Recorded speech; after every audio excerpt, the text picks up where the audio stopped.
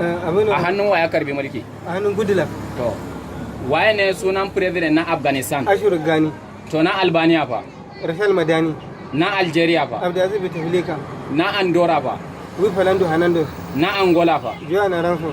Na Argentina fa? Marciu Macri. Na Armenia fa? Sergei Sarji. Na Australia fa? Kutubelhan. Kutubelhan. Na Azerbaijan fa? Abhar Leon. Na Bahrain kuma? Bil Isa Bil Halifa. Na Belarus fa? Alexander Lukashenko. Na Belgium fa? Rima Fili. Na Botswana?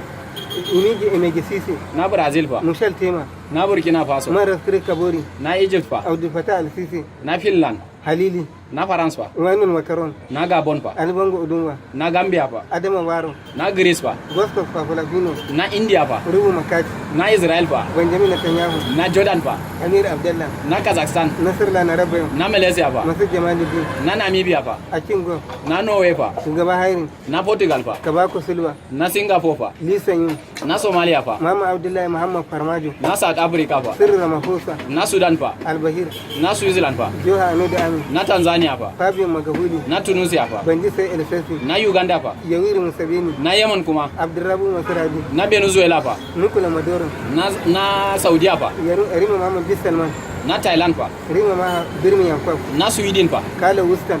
Na Slovakia? Barasko. Na Slovenia? Jan Beka.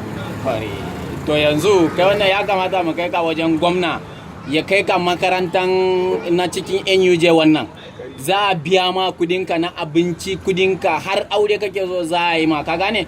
Muna so ka samu ilimi na gari, za mu roki gwamna ya dauki nauyinka komai da komai ka gwamna zai yi ma, kaji?